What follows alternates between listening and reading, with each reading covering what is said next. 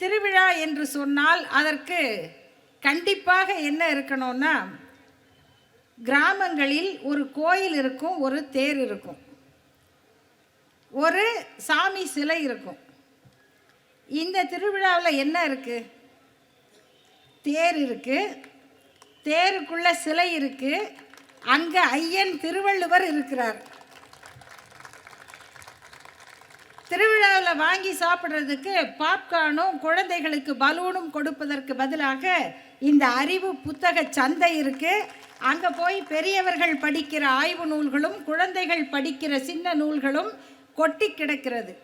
இதுக்கு பேர் தான் மாற்று திருவிழா பண்பாடு அப்படிங்கிறது. திராவிட இயக்கம் என்பது கொண்டாட்டங்களை விரும்பாத இயக்கம் அல்ல. தந்தை பெரியாரை பற்றி பல பேர் கேட்பார்கள், தீபாவளி வேண்டாம் என்று சொல்லிவிட்டீர்களே, நாங்கள் எதை கொண்டாடுவது?